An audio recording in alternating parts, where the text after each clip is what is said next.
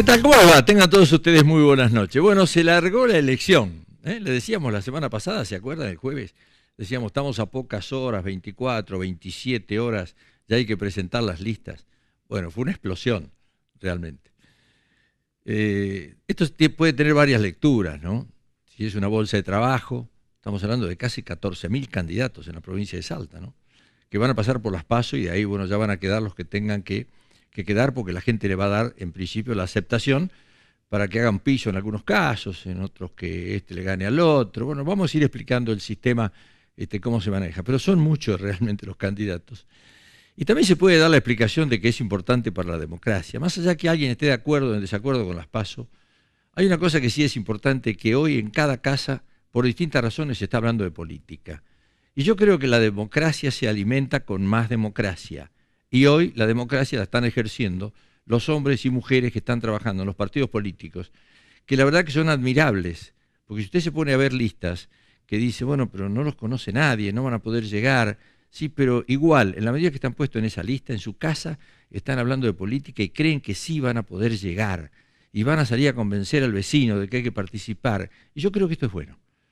¿Se puede justificar el sistema que cuesta tanto? Yo no sé, yo creo que la democracia hay que evaluarla correctamente y no hablar de plata con democracia, porque si no, con eso podemos pensar también en los fusiles que hubo y no supimos cuánto gastaron y mataban gente, ¿no? Entonces yo me quedo con la democracia. No hay que ponerle costo a la democracia, pero tampoco hay que hacer un despilfarro de la democracia. Entonces creo que todas las cosas que se hagan en su justa medida son importantes. Esta elección, que tiene la cantidad de personas que le digo que están participando, para los medios de difusión se nos hace un poquito complicado. ¿Cómo? Y bueno, ¿cómo hacemos para que usted los conozca a todos a través de algún programa? Y bueno, se busca a quién. Y bueno, se buscan los primeros de las listas, o sea, que son los que traccionan, teóricamente, de los partidos, y se trata de dar la participación a todos los que se pueda. Por lo menos en la parte pluralista del periodismo, nosotros vamos a tratar de hacerlo y que cada uno tenga la posibilidad de hablar con nosotros para explicarles a ustedes qué es lo que pretenden hacer. Por eso nuestras introducciones de ahora en adelante, o las mías, van a ser lo suficientemente cortas para que usted los pueda escuchar a ellos.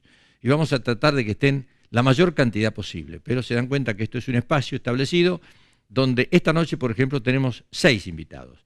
Tenemos 3 invitados que son candidatos a diputados en primer término y tenemos 3 que son candidatos a senadores por la capital. ¿Sí? Eso es lo que vamos a debatir y vamos a hablar esta noche con ellos. Vamos a estar con Andrés Uriani, vamos a estar con Agustín Gómez Augier y vamos a estar con Fernando Pequeño. De los 3 hay 2 que son nuevos en la política, por lo menos que yo sepa. Uriani es un hombre que ya está como concejal. En el caso de los candidatos a senadores, un hombre que ya estuvo en la política, con la Unión Cívica Radical, hoy va por otro frente, estamos hablando del doctor Bernardo Biela. Vamos a estar con un hombre que estuvo durante 12 años en el poder junto a Juan Carlos Romero. Y yo los indicaría como uno de los responsables de que se puedan quedar 12 años, y seguramente si hay tiempo lo vamos a hablar con Walter Guayar en la noche de hoy, por qué se pasó de los 8 a los 12, ¿no? Y si él no fue un punto determinante para que estén los 12. Pero, claro, también vamos a hablar de esa candidatura a senador, un hombre que fue vicegobernador, que manejó mucho poder, que perdió una elección con Juan Manuel Urtubey y que, sin embargo, sigue en la lucha. O sea, estamos hablando de políticos de raza, ¿no? Quiere ser senador por la capital, Walter Guaya. Y vamos a hablar con el doctor Gregorio Caro Figueroa, es historiador, es precandidato también a senador por la capital. Es lo que tenemos para esta noche. Le digo, es importante que vayamos todos conociendo a los candidatos, porque nos vamos a tener que presentar a votar, ¿sí? Y vamos a hacer una primera elección el día 13, y de ahí ya la elección que va a quedar para el mes de octubre. Por lo tanto, es importante que ustedes, nosotros, nos podamos nutrir de la mayor cantidad de información posible y escuchar a todos los candidatos para tomar decisiones que por lo menos no nos perjudiquen tanto, ¿sí? O que nos puedan hacer bien, para verlo de una forma más optimista. Les propongo que ya entremos en cuestión y vamos directamente al primer panel de la noche en lo que hace a estos 3 candidatos o precandidatos a diputados provinciales en distintas listas a primer término. Ya venimos.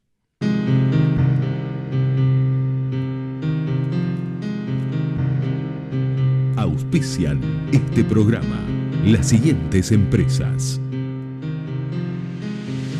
Frigorífico Bermejo, Banco Macro, Lusal, La Casa de la Bodega. Edesa. Hotel del Dique. Y Transporte Marcilese.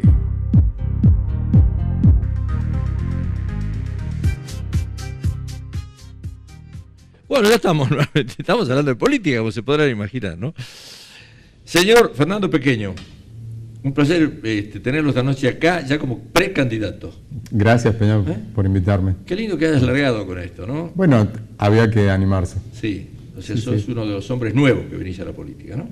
Sí, bueno, me gusta eso de nuevo. Yo siento que hace como unos 10, 15 años que vengo aprendiendo, que vengo nutriéndome un montón de ideas. Pero por distintas razones, ideas ¿no? peronistas, ¿no? Sí, siempre relacionadas a Ragone. Sí, primero buscando la identidad de mi abuelo, buscándolo en el Partido Justicialista mi abuelo, conociendo a los justicialistas, a los peronistas y aprendiendo con los años a elegir dónde quiero estar y dónde no quiero estar. Vos sabés que yo siempre tuve la idea, te lo voy a decir por primera vez, nunca lo he dicho esto, ¿no? Yo siempre tuve la idea de que tu abuela, en algún momento alguien le dijo dónde estaba Ragone. No sé por qué, yo creo que ella sí lo sabe, porque el resto de la sociedad no lo sabe, ¿no? Ella, vos sabés que dice que dentro de poco quiere encontrarse con él porque está muy viejita. Bueno, sí, pero bueno, habló mucho con ese ex juez Lona que en algún momento ojalá que llegue a juicio oral y público, pero si lo sabe se lo va a llevar a la tumba. Se lo va a llevar a la tumba. Ustedes nunca lo supieron, nunca fue tema familiar que lo pudieron saber, ¿no? No, nunca. No, más allá de las especulaciones. Exactamente. Bueno, Agustín Gómez Augier y Andrés Uriani, ¿cómo se le hace un reportaje a un periodista? Eso, ¿no? ¿Cómo se contesta también? Sí, claro. ¿Cómo se hace? Está todo tan confundido. Hola, Mario. ¿Cómo te va? ¿Cómo le va? Muchacho, gracias por invitarnos. Cuéntenos, ¿qué se le dio por esto? O sea, yo para ver si aprende y en la próxima me animo. No, ¿Por qué no? Un poco lo que decía Fernando también. Sí. Yo creo que uno es nuevo en la política, pero con mucha vocación, quizá de muchos años. Y en mi caso es verdad, hace muchos años que hago televisión, en esta casa también, y uno comunica valores. Y en ese sentido creo que está muy bueno comprometerse con la vida política porque es algo que le hace bien a la sociedad. Mientras más se amplíen los ámbitos de debate, me parece que enriquecemos la vida democrática. Sí, yo no le pondría restricciones a la política, ¿no? Si médicos no, periodistas no. El tema es si la permanencia sí sigue dentro de los medios o no. Ese es otro tema, claro, que seguramente cada uno de ustedes tendrá resuelto ya y sabrá cómo lo habrá resuelto y la gente cómo lo juzgará, ¿no? Pues yo no me imagino que, yo no sé, pero yo en el caso mío será porque soy estaría incapacitado de hacerlo, o sea, decir soy político y le hago un reportaje a otro político, ¿no? Y yo le diría, pero ¿usted qué opina de Macri, que me parece que las pensiones y lo que están pagando realmente es un desastre? Y el otro me contesta, lo que pasa es que vos representás al Partido Justicialista y lo que hizo Perón y lo que hizo la Cristina Kirchner, entonces se convierte en una discusión de políticos, ¿no? Es muy bueno lo que planteas. Yo creo que estamos obligados, los que hacemos programas de televisión y sobre todo programas políticos, en los meses de campaña a replantearnos justamente la forma en que vamos a hablar de política. Quizá en mi caso, que lo hago junto a Javier Cornejo, haré yo la parte internacional y él hará la política local, pero coincido, Mario, con vos en que en eso es parte también de una honestidad profesional que uno tiene que tener. ¿Y en el caso tuyo? En mi caso particular, yo trabajo en relación de dependencia y esto lo vengo charlando ya de hace varios meses con los directivos de la empresa, porque la propuesta vino en diciembre, no es que yo me sumé de último momento. Y es una decisión que me costó tomar también, ¿no? Porque son muchos años, en mi caso son 20 años de periodismo, 15 haciendo periodismo estrictamente político con mi programa, y lo fui hablando y decidí obviamente tomar licencia. A partir del lunes comienzo mi licencia, mientras los plazos electorales estén vigentes, ¿no? Si llego a pasar las PASO, continuaré con mi licencia, y si no, tendré que volver a hacer lo que me da sustento, ¿no? Y a mi familia. Ahora, me llamó la atención el nombre de tu partido. Sí. Cada uno jocosamente dice, debe ser el partido de Palito Ortega. Sí. La palabra felicidad está relacionado al tema de Palito Ortega, sí, ¿no? Pero lo que también me llamó la atención es la cantidad de gente que está involucrada dentro de esto y que van a las PASO realmente a discutir lugares, ¿no? Sí, bueno, felicidades son siglas, en realidad, que hacen referencia a los valores que nos ha reunido dentro de este partido político y que tiene que ver con la familia, con la educación, la libertad, la igualdad, el ambiente, la educación. Son las siglas que componen esta palabra que es en definitiva la esencia de la política, ¿no? Lograr la felicidad del pueblo. Ese debe ser el objetivo, por ahí quizás utópico, pero también hay que empezar desde algún lado y por eso mucha gente se ha involucrado de distintos sectores. No es un partido que tenga una identificación política o ideológica muy cerrada o aquilosada, más bien compuesta por gente que viene con diferentes ideas a tratar de sacar lo mejor de cada una de ellas y plasmarlas en los lugares en donde, bueno, pretendemos llegar. Agustín, ¿y hacia dónde políticamente tiene que haber una ideología detrás de esto, ¿no? Más allá del bienestar de la gente, o decir, no, yo soy capitalista, soy liberal, voy por la izquierda, o sea, ideología siempre hay detrás de un proyecto. Estoy a favor del aborto, estoy en contra del aborto, estoy en la escuela pública, estoy en la escuela privada, o sea, siempre hay proyectos de vida que en definitiva me imagino que los partidos políticos los tienen planteados los que están constituidos en su plataforma, ¿no? Claro. Porque si no, es entregar un cheque en blanco cuando votás, que no sabés qué le da y estás dando 4 años, 2 años un senador o 4 años un diputado nacional. ¿Vos sabés que un diputado nacional se lleva, es una forma de decir, ¿no? Grosera, se lleva casi 10 millones de pesos en su mandato de 4 años? O sea, porque son 200 y pico de mil pesos por mes. Claro. Entonces, yo, ¿qué decía ayer por la radio? A ver, una persona que gana y se lo paga el Estado, se lo pagamos todos, ¿no? Para mantener el sistema democrático, que tiene una importancia real, válida de la vida de las personas, ¿no?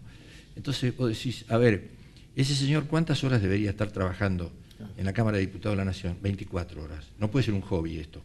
¿Por qué? Porque son 250.000 pesos por mes que le cuesta a la gente que paga los impuestos. Estamos hablando de 2,5 millones, casi 3 millones de pesos al año. Claro. Y vos el voto, y a ese señor después a lo mejor no lo ves más ni nunca más te rinde cuenta en 4 años. Ese es el problema. El tema es que además de las 24 horas es el acceso que tiene que tener la gente a ese funcionario. Y que se debe a la gente. Funciona al revés, justamente.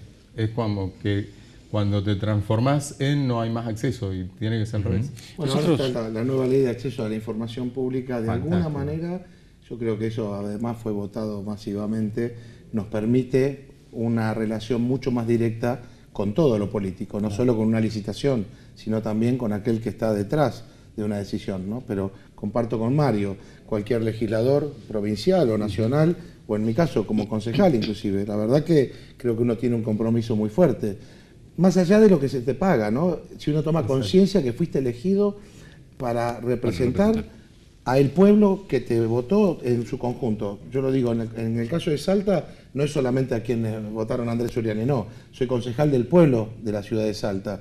Y si Dios quiere me votan como diputado, voy a ser diputado de toda la provincia de Salta, ¿no? Ahora, ¿cómo hacen para llegar a explicar las ideologías? Porque hay ideología, en todas las personas hay ideología. Todos tienen ideología, seguro. Pero claro, lo que pasa es que estamos ante la carencia de partidos fuertes. Estamos ante la famosa transversalidad hizo bolsa todo. Claro, de cuáles son las ideologías claras. ¿No? Que hay un mínimo común en las ideologías. A mí yo celebro la gran interacción que hay entre sociedad civil, Estado, los partidos que forman frente y demás. Habla de la complejidad de la sociedad en que vivimos. Pero siempre hay un norte que es muy claro y que uno no puede confundirse. Estás en un modelo popular o estás en un modelo conservador, neoliberal. Ese es el punto, por lo menos para Argentina, ¿no? y en Salta fundamentalmente. Ser popular implica redistribuir lo que la gente produce. Si uno no hace eso, entonces no está dentro de ese modelo y está dentro del otro modelo que implica vivir y apropiarse de lo que la gente produce y olvidarte del Estado. No hay que olvidarse de lo que vivimos los últimos 12 años. Es decir, hubo un relato que hablaba de redistribución y que hablaba de lo popular, sin embargo, todos los argentinos elegimos algo distinto en la última elección. Es decir, ¿por qué? Porque el relato nos hablaba de redistribución, de riqueza y de algo popular y sin embargo, lamentablemente, estamos lejos de eso. Pero ¿no? hay que discutir el modelo, no el relato de quien relata sobre el modelo. No digo Para lo mí, que pasó, porque ¿no? si no caemos en decir si este funcionario me gusta o no me gusta. A mí lo que me gustaría es que todos los candidatos y la gente discutamos más modelos de decisiones, no de quién las toma esas decisiones. No me importa si fue Néstor, Cristina, Macri, lo que me importa son las decisiones y a qué modelo se quiere llegar y qué valor tiene el vecino dentro de ese modelo. O sea que me estoy viendo ahora en los graph, porque le pedí al director que a ver si ponemos los graph y lo dejamos un poquito más de tiempo, a los fines de que se vaya identificando con el nombre de los partidos, porque hoy el hecho de decir, por ejemplo, ahora estoy viendo, ¿no? Allí y lo ponen a Fernando Pequeño, porque bueno, así dice la producción, dice Partido Justicialista, ¿no? Sí, está bien, pero el Partido Justicialista hay varias aristas dentro del Partido Justicialista, y me llamó la atención, peronismo rebelde. ¿Qué significa ser rebelde dentro del peronismo? Significa básicamente tener ganas de un cambio, de una energía creativa, de hacer de lo que has aprendido algo creativo que sirva a los otros, de enredarse entre jóvenes. Rebeldía tiene que ver con los jóvenes, porque son muchos jóvenes que forman parte de este espacio. Te quiero decir, Mario, que no tiene que ver ni con la revolución, ni con el enojo. No, me imagino que no. Lo tuvimos que aclarar mucho, sí, ¿no? No, bueno, pero se entiende que claramente, o sea, es la rebeldía de un sistema, ¿no? Además yo sé cuál es tu trascendencia dentro de la parte política y los años que llevas trabajando, y sé que uno de los más que te alentó en esto fue, por ejemplo, Manuel Santiago Godoy, que sería impensado, y sin embargo te fue empujando a que te metas en política, ¿no? Yo le debo un montón a Santiago. Creo que si Santiago no hubiese tomado la decisión de apoyarnos para hacer el juicio a Miguel Ragone y abrir un montón de vericuetos en la justicia que había que abrir, no. Y la transformación en esta especie de actor político que puedo ser hoy tiene que ver con la trayectoria de Santiago. Yo la verdad que soy un admirador de ustedes, aunque no lo crean, ¿no? El hecho de tomar una decisión de vida así de estas características, de formar una lista donde muchos saben que va a ser casi imposible que entren, y sin embargo están trabajando para que lleguen los que están más arriba, o sea, porque es una lucha de vida. O sea, yo creo que tenemos que revalorizar la política. O sea, no podremos seguir bastardeando la política, porque si no así nos va. Es una herramienta de transformación importantísima y hay que tomarla con esa responsabilidad, ¿no? Ahora, ¿ustedes son conscientes de eso? O sea, que les va a costar y que entran un poquito en un barro que no están acostumbrados a transitar. Seguro. Es una decisión difícil, por eso me costó mucho tomarla, ¿no? Porque es un salto al vacío, si se quiere. Si bien uno conoce del lado del periodismo cómo se ha venido desarrollando la política en Salta, particularmente en los últimos años, evidentemente jugar el partido es otra cosa, ¿no? Pero también hay momentos en que uno en la vida tiene que tomar determinadas decisiones, por uno, por la familia, por los amigos, por la comunidad en general, y tratar de aportarle lo que uno puede hacer. Yo creo que puedo llegar a representar, y esto que consultabas hace un rato respecto de las ideologías, un montón de gente que no se siente hoy contenida por ninguna ideología en particular, que está en el medio de la grieta y en el fondo de esa grieta no encuentra quien los represente. Mientras los políticos se están peleando, las soluciones no llegan, ¿no? Entonces, creo que hay un gran sector de la sociedad que está reclamando actores nuevos en la política, jóvenes, que vengan de distintos sectores. A mí me encanta que sean no 10 periodistas en Salta Capital los que estén participando, ojalá que sean más también, porque en el global de la cantidad de candidatos es una cifra, un porcentaje ínfimo, sino que todos los ciudadanos puedan hacer uso de ese derecho, porque en realidad nosotros tenemos un sistema representativo de gobierno. Es la forma en que nosotros no delegamos el poder, sino que están representando el poder que los ciudadanos tenemos. Ahora, y hay mucha gente que no tiene, perdón Mario, hay mucha gente que no tiene eco en ninguna estructura de las que vienen siendo cuestionadas. Claro, pero vos viste que nosotros los argentinos tenemos como costumbre mencionar al caudillo, ¿no? Del partido. O sea, vos con quién trabajás y yo con... ¿De quién sos? ¿De quién sos? ¿Viste? Como si hay una pertenencia, ¿no? Entonces, no sé, vos, por ejemplo, ¿te sentís identificado con el presidente de tu partido, con Juan Manuel Urtubey? Yo me siento identificado con el partido, donde está Miguel Ragone y esa historia en el partido. Me parece que un gobernador es siempre una... No, pero más allá del gobernador, hablo del presidente del partido, porque en definitiva Juan Manuel Urtubey es el presidente de tu partido. Sí, y lidera un espacio, lidera el espacio político en Salta, más allá que es el presidente del partido. A mí me parece un hombre, un estadista muy interesante. En tu caso, ¿quién es tu referente? Mauro Sabadini es el presidente del partido, una persona ligada al licismo en su momento, fue parte del gabinete municipal de Miguel Angeliza. Yo lo conocí en esa función mientras yo era subsecretario de prensa en el año 2014, él era secretario de gobierno y nos entendimos en un montón de cuestiones y bueno, en base al trabajo conjunto, así nació la idea, me convocó en diciembre del año pasado. Me dijo dónde estás ideológicamente parado, ¿no? Y le dije sobre mi conciencia, creo que es lo más importante, ¿no?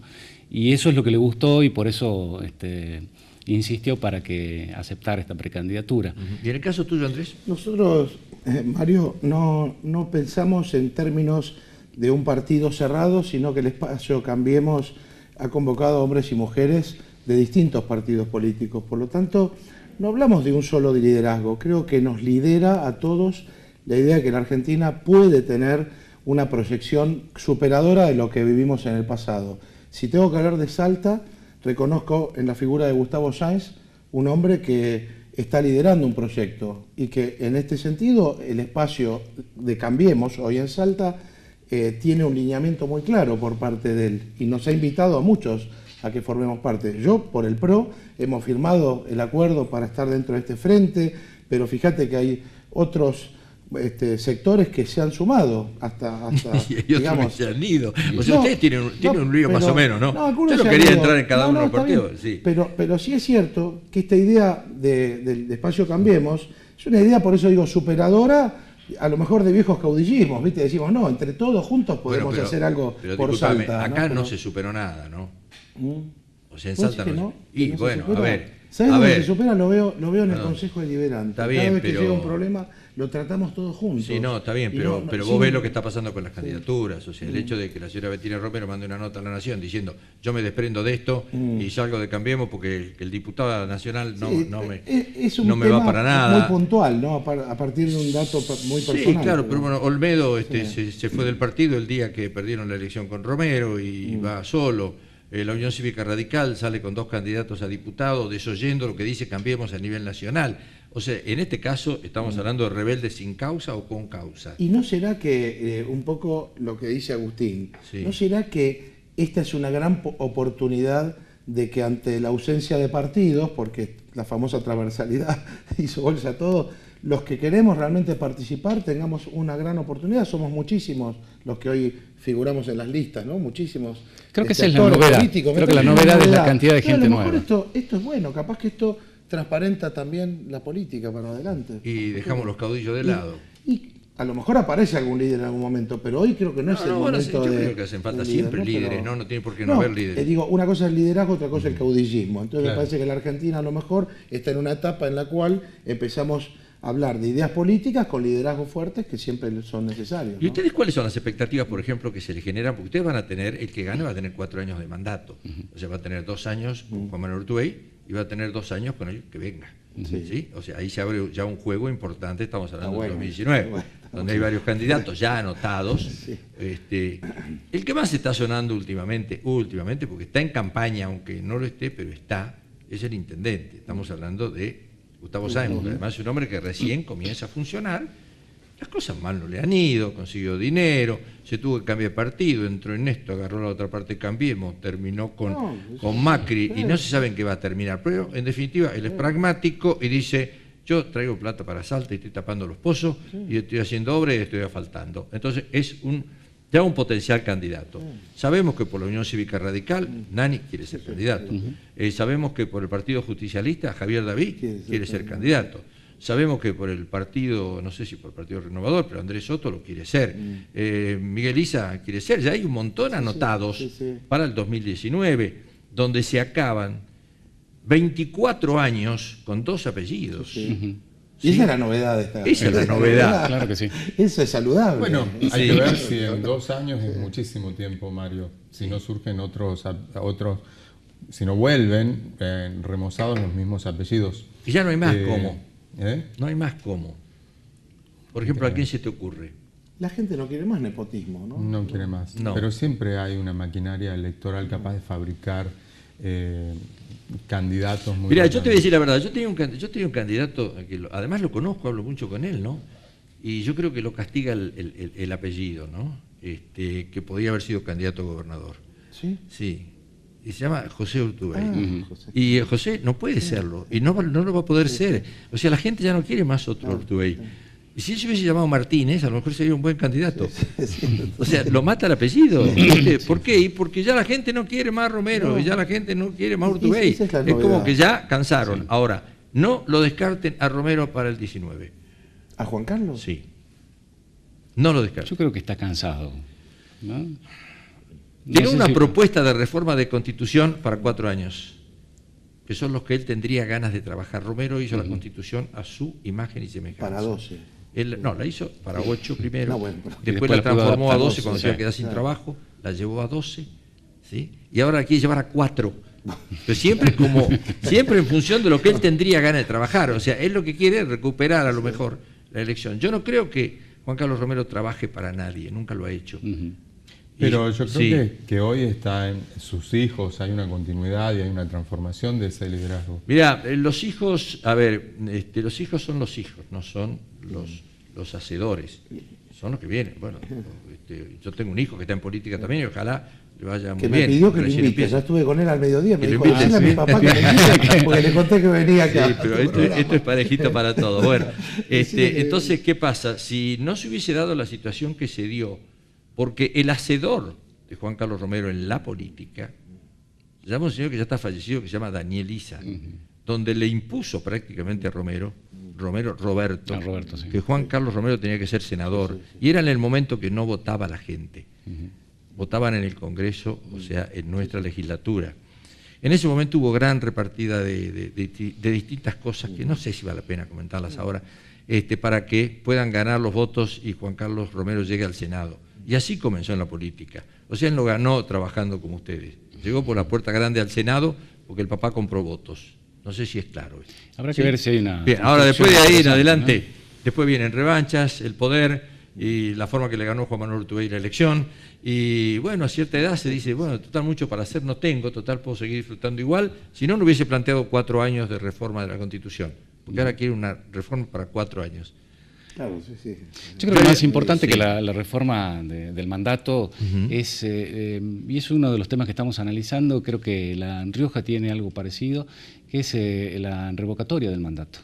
Que el compromiso del candidato durante la campaña quede por escrito a través de medios digitales o como fuere, y que la gente pueda después reclamarle lo que no hace. Casi un juicio de Sí, residencia, como pero- hacían Sí, en la pero colonia. la gente, eso la gente muy difícilmente lo haga, ¿no? Yo creo que ha sido probado ya. Pero sí la Sí, oposición. la porque oposición lo haría, pero más de Habría que 8 buscar años. la manera. Yo creo que son 4 ¿no? Creo que se viene eso, Mario, como dato de la agenda política. No se puede eternizar en el poder, ni un gobernador, ni un legislador, ni un intendente. La periodicidad de los mandatos hace a una democracia de mejor calidad, Yo ¿no? te digo una cosa, Sí. si vos hablas con constitucionalistas, ¿Qué dice? nuestra Constitución dice que es de 8 años. En un Ah, caso la excepcional de como el de Salta, Romero, bueno, se pasó a 12. sí, pero- Y Romero no se pudo oponer a Juan Manuel Urtubey porque él lo había hecho. Bueno. Entonces, como no había otra 2 de oposición... 12 tuvimos. 2 de 2 de 12. 12. Es una Yo persona lo que tiene sí creo 40 que los años, tuvo 2 concejales gobernadores. Tienen que Sí. tener 4 años. Sí, Es muy sí, poquito. Sí, el consejo falta. Dan un año de rosca y un año haciendo algo. Y después se van. Sí, claro. Aprendiendo. Y después se van. O sea, aprendieron algo y se van y después quieren la Cámara de Diputados. Bueno, es un ascenso lógico y el que está en el Senado quiere llegar a la Intendencia. ¿o no? O ser diputado nacional, senador. ¿no? O ser diputado nacional. Bueno, de todas formas les deseamos lo mejor. Muchas gracias. Vamos a tener una linda elección, seguramente. Pongamos un poco de optimismo. Y el Va a debate, ser lindo. Mario, que no hay que dejar pasar es el de la educación en Argentina. Es algo que lo vengo planteando desde ya muchos años como periodista. Yo hablo de un pacto social educativo que tiene que haber en Salta. No puede haber salteño de primera, segunda, tercera o cuarta. Tienen que ser todos los salteños con oportunidades. Para eso tenemos que pensar en una reforma realmente profunda de la educación. Yo creo que ese va a ser un lindo tema después del 13 de agosto, ¿no? Sí, así es. Donde ya estén los candidatos verdad, definitivos, y propuestas. que no sean Esperemos- precandidatos. esperemos estar acá Ojalá en estén esta los mesa 3. también. Ojalá. Ojalá. Ya como ¿Por qué no? candidatos y no como precandidatos. Gracias, Mario, por haber gracias estado. por la Muchas gracias por la Un invitación. placer tenerlos. Gracias. Ya volvemos.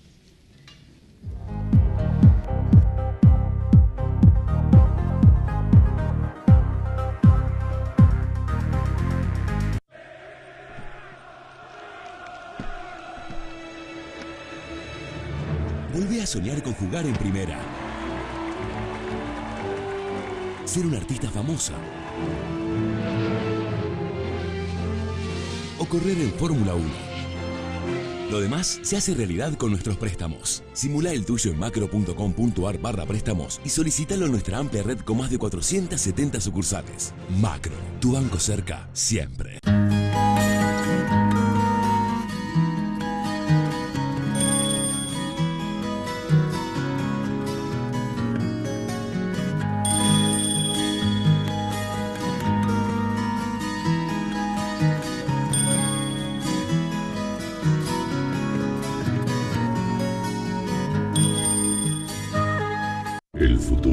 ya llegó.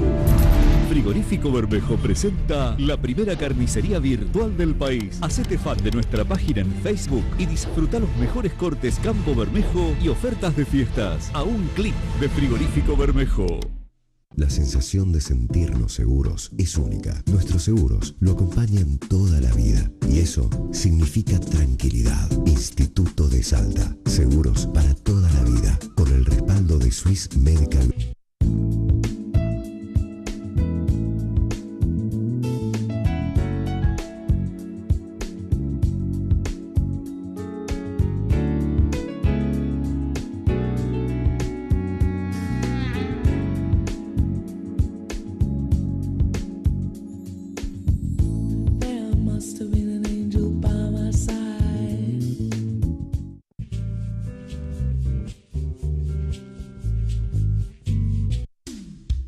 Transporte Marcilese, una empresa salteña con años de experiencia en transporte de cargas y operaciones logísticas.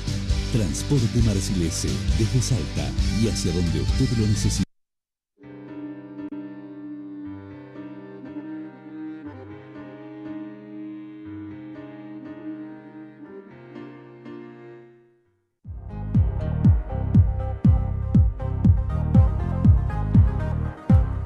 Bueno, vamos a hablar un poquito del Senado y los candidatos, o los precandidatos, ¿no?, a senadores por la capital. Walter, ¿cómo te va? ¿Qué tal? Buenas noches, Mario. Buenas noches a todos los que nos están viendo. Bienvenido. La verdad que me alegra que estés de nuevo en la lucha, ¿no? Muchas gracias. La verdad que es un gusto estar militando y con vocación de servicio. Sí, ¿cómo se hace para defender a Cristina? Vos que sos un experto en esto, a ver. Hay que defender un proyecto. ¿Sí? Hay que saber claramente que uno no coincide con el país que piensa Macri. Yo digo que aquellos que piensan como Macri hacen muy bien estar acompañándolo y quienes no pensamos como Macri tenemos que construir una alternativa. ¿Y ese liderazgo pasa a través de Cristina? Ese liderazgo se va a ir construyendo, falta mucho tiempo. Cristina es una de las que más convoca, sin ninguna duda. Y que, a ver, vos que sos un hombre que estuviste muchos años en el poder, ¿no? En el poder efectivo, o sea, en el real de la cosa de todos los días. Tuviste 12 años en la vicegobernación. Sí. Mucho tiempo a cargo de la gobernación, además, ¿no? ¿Cómo analizás hoy la situación de la gente, o sea, en el afecto hacia Cristina, lo que significó? ¿Es por mérito de Cristina? ¿Es por lo que está haciendo Macri? Porque yo creo que no ha habido en el país una persona tan acusada de corrupción como Cristina, y sin embargo parece que la corrupción no pega en la gente que a ella la sigue, ¿no? No, porque la gente también busca. Hay gente que rápidamente compra el mensaje, hay gente que lo profundiza, y llevan 2 años ya que Cristina no está en el gobierno, porque desde mucho antes hay comunicadores que han agredido y han atacado permanentemente y la han acusado y condenado sin que la justicia condene, pero en estos 2 últimos años llevan cadena nacional. Si vos te fijás, hay medios de comunicación que de lo único que hablan es de la corrupción de Cristina, ni miran lo que está pasando el día de hoy, no te hablan de los 100 millones de dólares diarios que está endeudando el país. ¿Pero no crees que todo eso que está pasando la hizo a Cristina lo que es Cristina hoy? Si a Cristina no lo hubiesen mencionado en 2 años más, estaría llorando como una señora que perdió el poder en su departamento. Sí, O sea, ¿qué la motivó a Cristina a aprenderse en esto y qué la motivó a mantenerla durante 2 años vigente? Alguna explicación tiene que haber. Y yo creo ver que hay un país que está... Pues dicen, uy, se equivocó y retrocedió. No, Macri en lo que él quiere como país no retrocede ningún tranco. Avanza, avanza y avanza. En el país que él siente debe reinar en la Argentina, él avanza. Retrocede en otras cosas ahí y entretiene. Yo creo que Cristina, que tiene una visión global de la Argentina y del mundo, no comparte ya ideológicamente en el país que está construyendo Macri y sale y habla y opina. Y habla y opina desde los espacios que le dan. Y no tiene el temor de las acusaciones de todo el día, de los jueces diciendo te metemos preso, y avanza. Pero no alcanza que Cristina. Aquí vuelvo a repetir, que hay un pensamiento como el de Macri en la Argentina, hay. Esperemos que sea minoritario, pero está y lo expresa Macri. Del otro lado hay otro pensamiento que todavía no tiene un canal de comunicación o de viabilidad. Se está construyendo y en esto es lo que estamos, construyendo ese espacio. Doctor Vera, ¿cómo le va? ¿Qué tal? ¿Cómo está? Pero un placer tenerlo acá. Usted es un hombre que estuvo ya en la política grande, o sea, en lo que hace la Diputación Nacional. Así es. Con la Unión Cívica Radical y hoy en un nuevo emprendimiento, en este caso Estuvimos ya directamente ahí, en la provincia, ¿no? Así es. Estuvimos en un interbloque UDESO Salta, que estaba conformado en Salta por el Partido Propuesta Salteña, la Unión Cívica Radical, el peronismo disidente, que estaba en este bloque a nivel nacional de UDESO, y gran cantidad de independientes que nos llevaron, gracias a Dios, a la Diputación en aquel entonces. ¿Y cómo te sentís hoy en este ámbito de lucha de capital? La verdad que es distinto. Primero que estoy muy orgulloso de que hayan pensado en mí para participar en este espacio, para representar a los salteños nuevamente. Segundo, que me haya dicho que lo importante en esta presentación es que uno tiene que mantener su identidad, su forma de trabajar, sus valores. Están a decir que el partido que estamos trabajando se llama Salta Independiente y se mantiene dentro de lo que es el frente.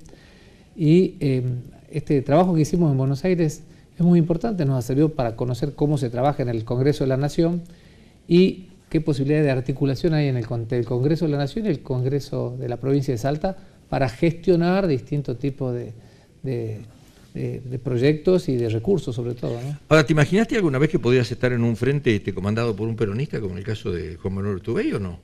La verdad que cuando nos llamó fue una gran sorpresa y muy grata. ¿Y vos crees que es una amplitud de criterio de Juan Manuel Urtubey? O sea, ¿a dónde conduce este llamado de él a un hombre que es de la Unión Cívica Radical o que estuvo identificado con otro partido? O sea, ¿qué lectura haces vos? La verdad que una buena lectura, habla de que abrió la cabeza, que yo fui muy crítico y él me lo dijo, fuiste crítico, pero fuiste crítico constructivo. Siempre diste el problema y diste qué es lo que se hubiera hecho. Jamás pusiste palos en la rueda. En ese aspecto yo respeto esa manera de pensar, siempre constructiva, pensando en los salteños. Y es lo que buscamos a través de este frente, un frente que nos integre a todos y la verdad que nos gustaría que compitamos en este espacio.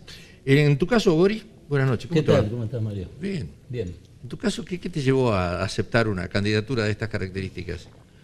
Bueno, yo creo que hay un derecho y también un deber ciudadano de expresar ideas, de expresar propuestas. Por supuesto que algunos candidatos creen que sí, no lo que estamos aquí, de que de una banca se puede, digamos, transformar la realidad. Por ahí hay una candidatura que tiene un cartel que dice trabajo para vos. Excepto que se cree trabajo, que el gobierno anterior, digamos, aumentó un 50% del Estado Nacional el empleo público.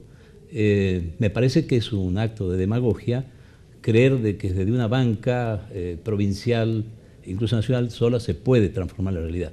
Ahora, creo que en Salta, como en gran parte del país, hay una enorme mayoría, yo creo que más del 50% de los ciudadanos, que no está adherido a partidos políticos, que son los que deciden, que hay un agobio, un cansancio, un hartazgo.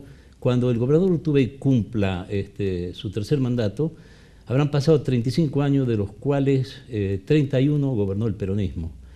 Y la provincia, digamos, está en el estado que está. No, pues es que yo no tengo no tengo la misma visión tuya, ¿no? En la posguerra europea... Yo no creo que el justicialismo gobernó 31 años. Yo creo que 35 gobernó. Bueno. Porque los otros 4 con cero de posibilidad legislativa, o sea, era mayoría en la Cámara de Diputados y Cámara de Senadores. O sea, Ulloa pasó de paso. Como fue en el orden nacional, claro.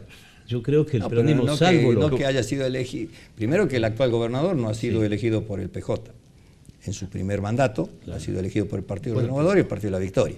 Por lo tanto, y había presentado su renuncia al PJ. Sí, me permite. Y la gente que gobernaba no viene del PJ con él. Si no se reconocen los gravísimos, digamos, errores que se cometieron, digamos, la concentración del poder político y económico en Salta, que yo he dicho esta mañana, nos remite a una Salta de hace 110 años, ahora el añadido de Urtubey, el nepotismo de una familia, creo que no hay salida. Yo creo que hay que poner el acento en que la crisis argentina deriva en gran medida no solamente de una situación económica, sino del apartamiento de la Constitución y de las leyes, que lo hicieron los golpes militares, pero también muchos, digamos, sectores políticos lo hicieron.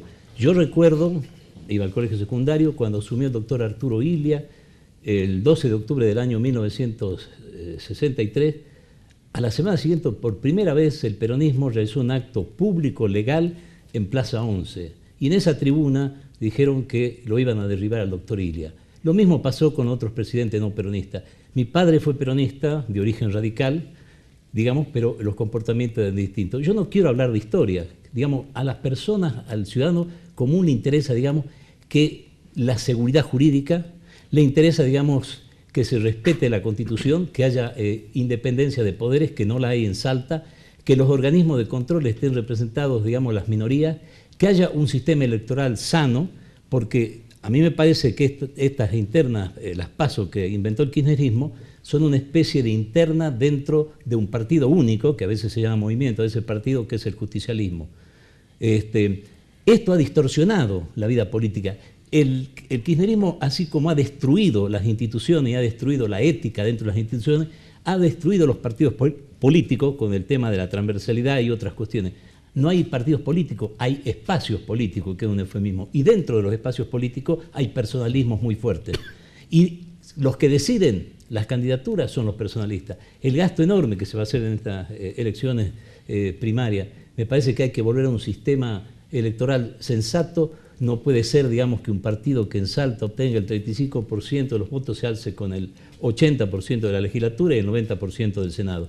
Y yo terminaría diciendo, recordándote, Mario, que el día que se anunció, que el gobernador Romero anunció su intención, que había jurado en el último discurso de la Asamblea Legislativa, que no se iba a presentar más como candidato, y como no prosperó la candidatura con Menem, vino a Salta urgente a cambiar, digamos, las reglas de juego. Me invitaste a ese programa esa noche, y cuando abrió el programa me dijiste así: ¿qué opina usted? Yo era funcionario, un director general de un organismo que tiene que ver con la cultura del gobernador Romero, y sin a mí me salió, digamos, decir que me parecía realmente algo que no correspondía, que era romper una tradición institucional, digamos, de la provincia de Salta de 180 años, que ni siquiera el peronismo, que tenía el 95% de la Asamblea de la Convención Constituyente, legislatura convertida en Convención Constituyente en el año 49, digamos, a diferencia de lo que ocurrió en el orden nacional, no introdujo la cláusula de reelección del gobernador, se mantuvo en su línea, ni el peronismo. Entonces, ahí comenzó, me parece a mí, la distorsión del sistema político. No se puede negar, digamos, que el deterioro de los índices de Salta no es un invento, digamos, sectario. Yo no voy a culpar, decir, tengo una visión más de largo plazo, decir que como cuando asumió el gobernador Urtubey, el gobernador Romero decía que los problemas, digamos, económicos y sociales de la provincia eran problemas estructurales. Perdón, que eran, digamos, debido a la gestión de Urtubey, que llevaba poco tiempo.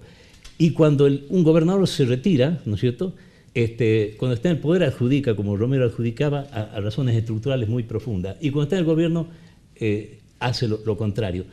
Hay que ponerse idea. Salta ha involucionado en muchos aspectos y ha crecido demográficamente. El gran problema que tiene nuestra provincia, como todas las del noroeste, es el problema de la desocupación, el problema de la falta de empleo genuino, el sobredimensionamiento de un Estado, digamos, que Salta, el empleo público creció muchísimo y dentro del empleo público una casta, digamos, de funcionarios de alto sueldo. Hay que ver, digamos, la cantidad de organismos, digamos, cómo ha proliferado, y eso no se corresponde con la eficiencia, digamos, del aparato estatal en Salta. Eso es lo que la gente quiere cambiar, quiere transparencia, quiere honestidad. ¿Coincidís con algo de eso, Walter, o no? En temas genéricos y de historia sí, pero luego hay que ir a lo puntual, porque si no la gente recibe mensajes confusos. Decimos, el kirchnerismo impone candidato. Creo, me dijeron, si estoy diciendo una cosa equivocada, te pido disculpas, me dijeron que en este programa vos dijiste que lo llevaron a Durán Cornejo a la Casa Rosada, le dijeron, no soy el diputado nacional, te bajás de senador, el diputado nacional de Martín Grande se largó a llorar, descompensó, hizo locura, renunció, pataleó. Así fue. Y se bajó. Sí. Entonces, no podemos decir, el kirchnerismo imponía y Macri es dichado de democracia y de virtudes, y al candidato es Salta, no nos vamos a las otras provincias. Pero yo te pediría que en la misma forma que vos me digas lo que yo dije de Macri, que también diga lo que digo yo de Macri.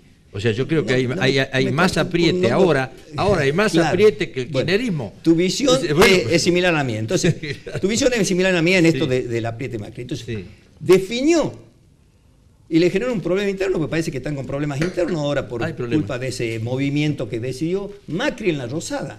Tuvo a 2 o 3... A veces nosotros señalamos la paja en el ojo ajeno y no la viga en el ojo propio. Planteamos el gobierno anterior como el gobierno de la gran corrupción, como la madre de la corrupción, el que trajo una matriz corrupta a la Argentina. Y yo creo que la matriz corrupta a la Argentina viene desde el inicio mismo de la patria, ¿no? No nos olvidemos que dentro de los países sudamericanos había un país que ya había sacado ventaja. Se había industrializado, tenía sus propios ferrocarriles, era Paraguay. Los ingleses, por intereses económicos, compraron al gobierno de ese momento de Argentina y generaron una guerra. 3 países sudamericanos se unieron para darle la guerra a los paraguayos y los destruimos a los paraguayos. Le matamos un porcentaje importantísimo de sus hombres. Y ahora viene un paraguayo y pone una manta y son los peores y lo atacamos a los paraguayos. No nos acordamos lo que le hicimos nosotros. Por plata un gobierno argentino. Entonces, ahí no estaban los Kirchner, no estaban ni en el proyecto. La matriz de la corrupción. No quisiera desviarme mucho de esto. Pero la matriz de la corrupción, si hoy lo traspolamos al hoy, no nos vamos al 1800 ni al 1900, nos vamos al hoy, al 2017 y decimos, de estos artífices que están en la política como liderando, Cristina y Macri, ¿quién tiene una matriz de corrupción? ¿Quién se cree que viene de generaciones lucrando con el Estado? ¿Cuál de los apellidos está más ligado en el tiempo al lucrar con el Estado? Vos decías recién ¿quién tiene matriz de corrupción? Walter, me permite una observación.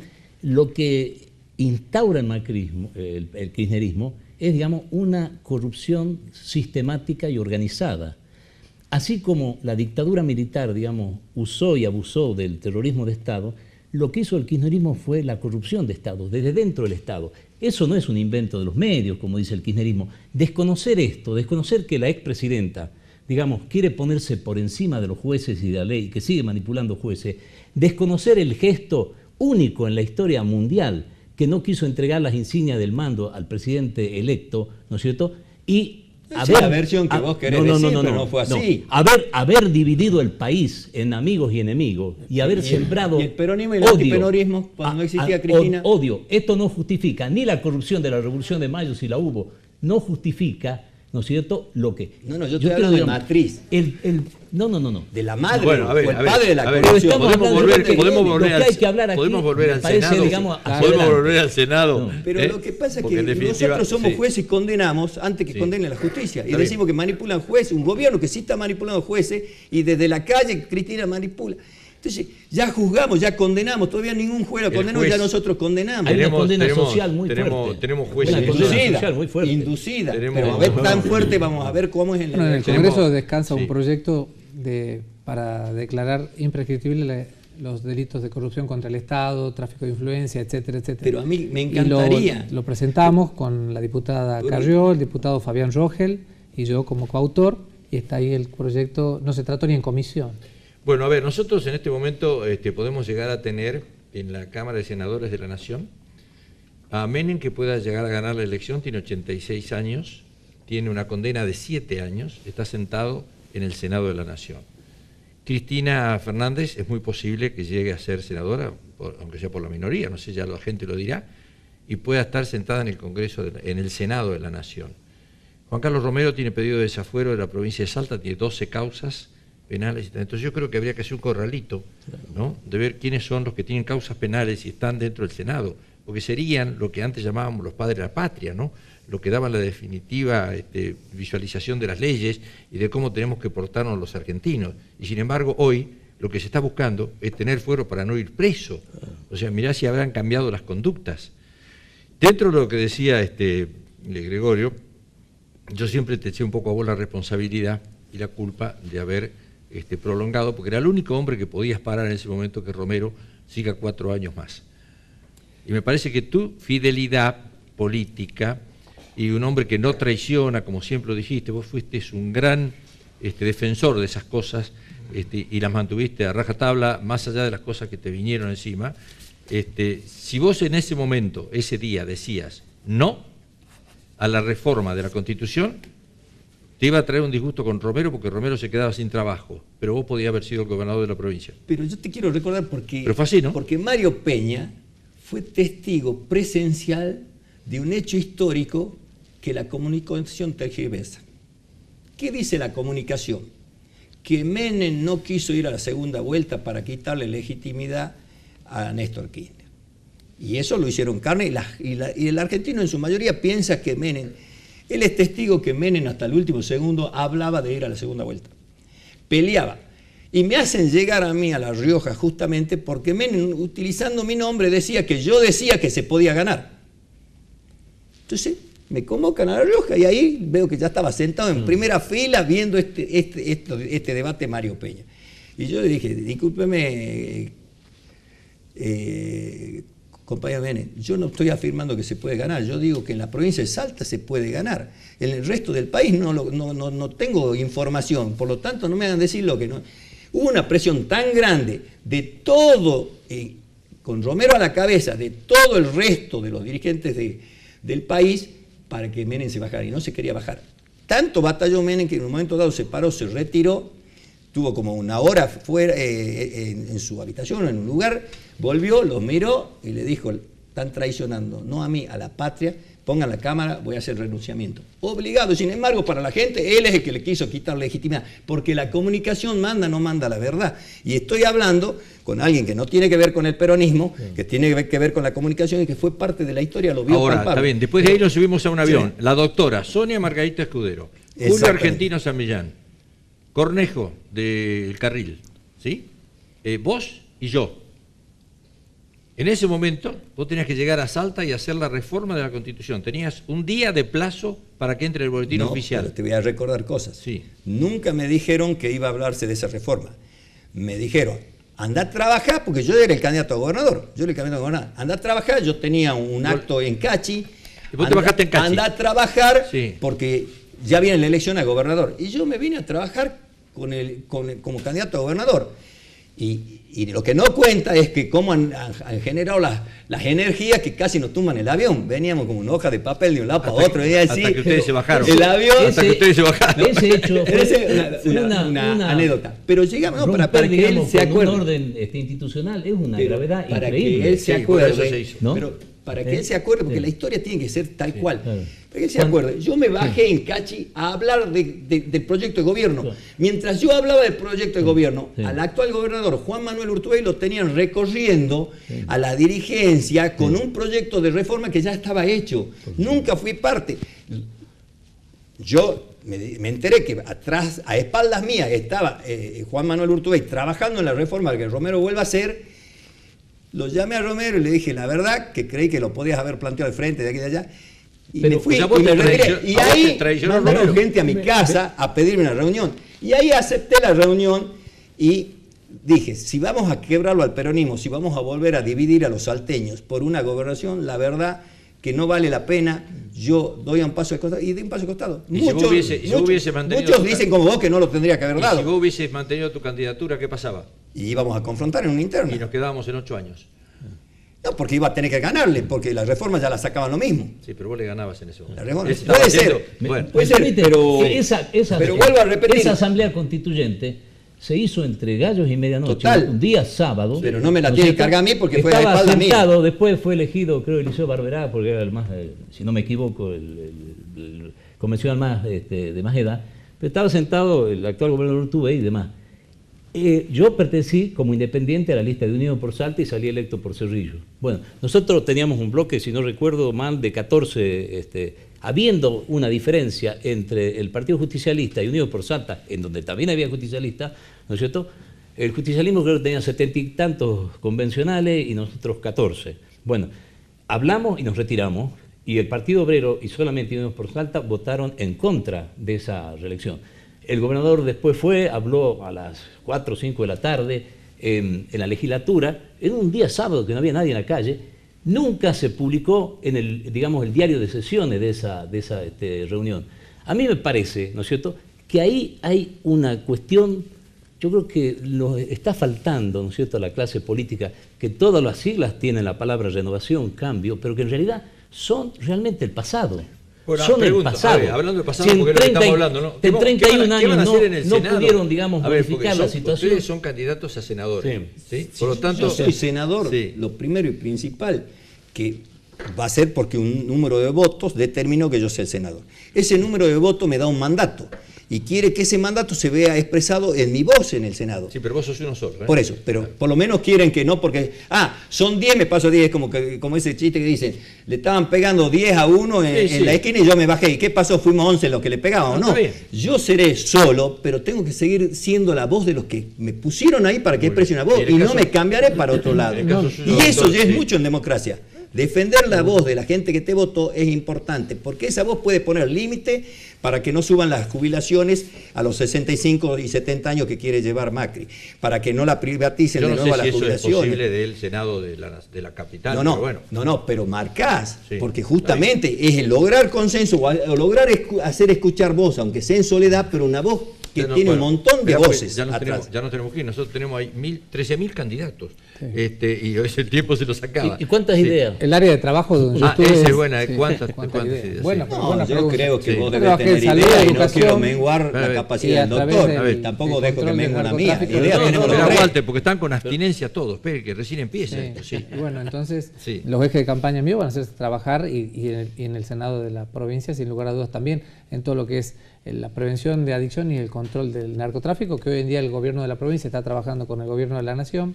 Por otro lado, el tema de educación, hablar de lo que es desde adentro, por una cosa es hablar desde afuera de la doble escolaridad, pero ahora vamos a tener la posibilidad de hablar de doble escolaridad desde adentro del Senado, y cuando hablamos de salud, de hablar de lo que es la salud rural en el interior para llevar lo que falta, el recurso humano, al interior de la provincia. Muy bien, cortito te pido, por favor. Nada, yo lo que creo que un legislador debe, digamos, velar por la defensa de la ley, lógicamente, no solamente elaborarla, sino velar por el cumplimiento de la ley y, aunque sea una golondrina, a veces hace verano, ¿no es cierto?, ponerle límite a un poder, digamos, que ha avasallado los otros poderes y que nos considera al salteño en minoría de edad como ciudadano. Nos están sacando el aire, pero yo me voy a arriesgar. Si nos sacan del aire, mala suerte. Pero, a ver, son 10 segundos.